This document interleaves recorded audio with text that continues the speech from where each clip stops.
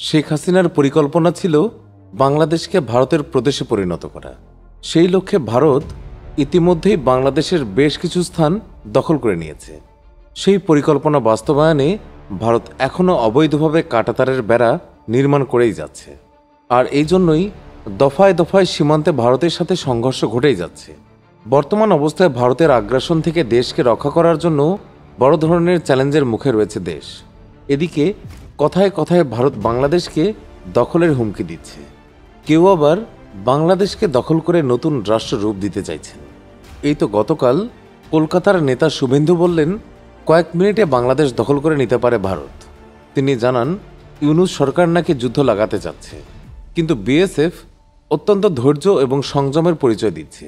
বাংলাদেশের বিপক্ষে ভারতের কয়েকদিন তো দূরের কথা, কয়েক মিনিটে বাংলাদেশ দখল করে নিতে পারে বলে হুঁশিয়ারি দিয়েছেন ভারতের পশ্চিমবঙ্গের এই নেতা।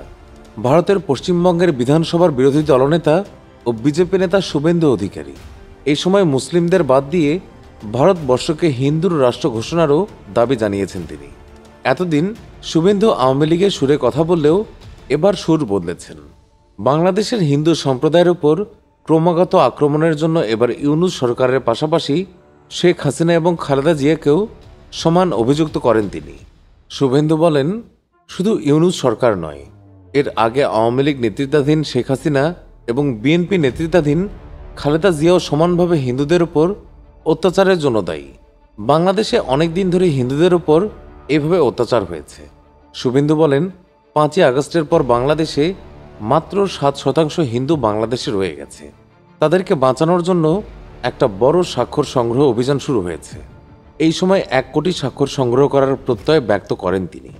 বাংলাদেশে নির্যাতিত সংখ্যালঘু হিন্দু সম্প্রদায়ের মানুষকে আন্তর্জাতিক স্তরে নিরাপত্তা ব্যবস্থা করা এবং সনাতনী ধর্মের রীতিনীতি রক্ষার দাবি করেন তিনি। তিনি বলেন, আলোচনায় যে দাবিগুলো রাখা হয়েছে তার মাঝে প্রথম দাবি হল ভারতবর্ষকে হিন্দু রাষ্ট্র হিসেবে ঘোষণা করা।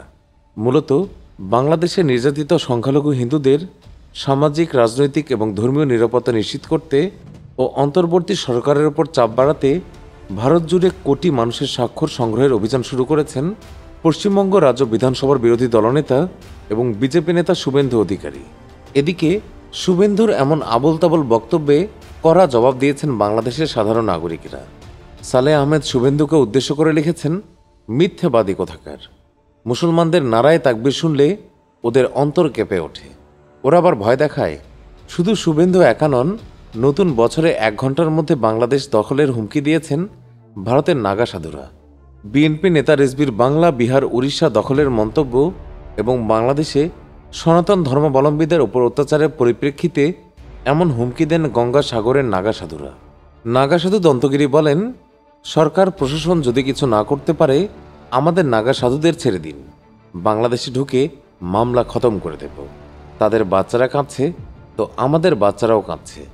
সরকারের উচিত সনাতন ধর্মাবলম্বীদের ওপর যে অত্যাচার হচ্ছে তা বন্ধে পদক্ষেপ নেয়া। না পারলে নাগা সাধুরা দাঁড়িয়ে গেলে কেউ বাঁচতে পারবে না। মেলায় আগত নাগা সাধু তারপরে বলেছেন, বাংলাদেশে যা হচ্ছে ঠিক হচ্ছে না। হিন্দুদের ওপর অত্যাচার হচ্ছে, কিন্তু মমতা ব্যানার্জি হাতে হাত তুলে বসে আছেন। এখানে যদি হিন্দুরা হাতে তলোয়ার নিয়ে দাঁড়িয়ে যায় তো সব মুসলমান পালিয়ে যাবে, তখন মমতা ব্যানার্জি কি করবে? এদিকে ভারতের ক্ষমতাসীন বিজেপির মিত্র দল ত্রিপুরা মোতার শীর্ষ নেতা প্রদ্যুৎ কিশোর হুমকি দিয়ে বলেছেন, বাংলাদেশকে ভেঙে আরেক নতুন দেশ তৈরির সক্ষমতা আমাদের আছে। প্রদ্যুৎ কিশোর বলেছেন, ভারত চুপ ছিল কারণ শেখ মুজিব এবং শেখ হাসিনা ভারতের বন্ধু ছিলেন, কিন্তু এই বন্ধুত্ব এখন আর নেই। যদি বাংলাদেশিরা আমাদের চ্যালেঞ্জ জানাতে পারে, আমি ওদের মনে করিয়ে দিতে চাই, পাকিস্তান ভেঙে ভারত বাংলাদেশ তৈরি করেছে। বাংলাদেশ ভেঙে আরেকটি দেশ তৈরি করার সক্ষমতাও ভারতের আছে। যদি তারা সংখ্যালঘুদের ওপর হামলা বন্ধ না করে আমরা চুপ থাকব না। তিনি দাবি করেন, তার পরিবার আগে ব্রাহ্মণবাড়িয়া, খাগড়াছড়ি, কুমিল্লা এবং চট্টগ্রামকে শাসন করত। ওই সময় সবাই মিলেমিশে থাকত, কিন্তু এখন সেই অবস্থা আর নেই। বিজেপির মিত্র দলের এই নেতা বলেন, আজ মুসলিমরা আমাদের হিন্দু মন্দিরগুলো রক্ষা করে, আমাদের রাজবাড়িতে এখনও নামাজ হয়। এটি ভারত এবং আমাদের সংস্কৃতি, কিন্তু দেখা যাচ্ছে বাংলাদেশের মানুষ এই বিষয়টিকে শ্রদ্ধা জানায় না। ভারত ছাড়া বাংলাদেশের কোনো অস্তিত্ব থাকতো না মুক্তি বাহিনীও। তিনি বলেন, বাংলাদেশিরা এখন ভারতের বিরুদ্ধে স্লোগান দিচ্ছে। তারা বলে তারা নাকি ত্রিপুরা এবং উত্তরাঞ্চলীয় রাজ্য দখল করবে। আমাদের সবাইকে ঐক্যবদ্ধ থাকতে হবে এবং সরকারকে চাপ দিতে হবে যেন বাংলাদেশের বিষয়টি জাতিসংঘে উত্থাপন করে। এদিকে ভারতের এইসব হুমকির জবাব দিয়েছেন বিএনপির স্থায়ী কমিটির সদস্য মির্জা আব্বাস। ভারতকে হুঁশিয়ারি দিয়ে আব্বাস বলেছেন, বাংলাদেশে ২০ কোটি মানুষ কিন্তু যোদ্ধা। যদি বাংলাদেশ দখল করতে হয় তাহলে ২০ কোটি মানুষের রক্তে পাড়া দিয়ে দেশ দখল করতে হবে। মির্জা আব্বাস বলেন, সবাই বলে বাংলাদেশ ছোট আর গরিব দেশ, কিন্তু আমি মনে করি বাংলাদেশ উদার এবং অনেক শক্তিশালী একটি দেশ। আমি ভারতকে ভাবতে বলবো, আমরা ৭১ সালে ট্রেনিং ছাড়া যুদ্ধ করেছি। ২০২৪ সালে হাসিনার পতনেও আমরা এবং আমাদের ছেলেমেয়েরা বিনা অস্ত্রে যুদ্ধ করেছি। এদিকে ভারত যে আসলে বাংলাদেশ দখলের পরিকল্পনা করছে এমন দাবি বাংলাদেশের অনেক বিশ্লেষকেরই।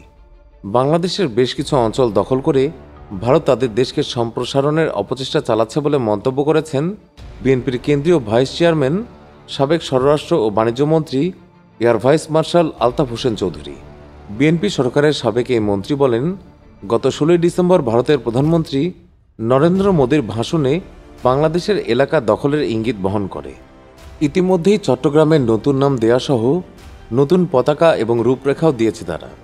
আর এই দেশের রয়ের কিছু এজেন্ট তাদের এই কার্যক্রম বাস্তবায়নে কাজ করছে। কর্নেল মোহাম্মদ আব্দুল হক বলেন, বাংলাদেশ দখল করতে ভারত ভয়াবহ পরিকল্পনা করেই চলেছে। তিনি আরও বলেন, বাংলাদেশের প্রশাসনিক এবং সামরিক অবস্থান বর্তমানে অত্যন্ত দুর্বল। বিশেষত আমলাদের অবস্থার তুলনা করলে তারা কামলার চেয়েও খারাপ হয়ে গেছে। তারা নিজেদের স্বার্থের জন্য দেশের প্রতি তাদের দায়িত্ব ভুলে গেছে এবং দেশটিকে বিক্রি করে দিয়েছে। তার ভাষায়, এমন অবস্থায় দেশের নিরাপত্তা ব্যবস্থা ঝুঁকির মুখে পড়তে পারে। তিনি আরও বলেন, বাংলাদেশের বিজেপিকে বর্তমানে নেতৃত্ব দিচ্ছে সেনাবাহিনীর কর্মকর্তারা, যাদের মধ্যে অনেকেই শপথ নিয়েছে দেশের জন্য নিজের জীবন দিতে। কিন্তু ভারতের অবস্থা একেবারেই আলাদা। তাদের সেনাবাহিনীর সদস্যদের মাঝে দেশের প্রতি সেই ধরনের মমত্ব এবং নিষ্ঠা লক্ষ্য করা যায় না, যা বাংলাদেশের সেনাবাহিনীর মাঝে আছে। কর্নেল হক সতর্ক করে বলেন, যদি ভারত বাংলাদেশের সাথে সামরিক সংঘর্ষে লিপ্ত হয় তাহলে তাদের সেনাবাহিনী দ্রুত বিচ্ছিন্ন হয়ে পড়বে, কারণ তাদের দেশের প্রতি ঐক্য এবং অনুগত মনোভাব বাংলাদেশের সেনাবাহিনীর মতো নয়। তিনি বাংলাদেশের সীমান্ত রক্ষাকারী বাহিনী নিয়ে ভারতের নানা বিরক্তির কথা উল্লেখ করেছেন।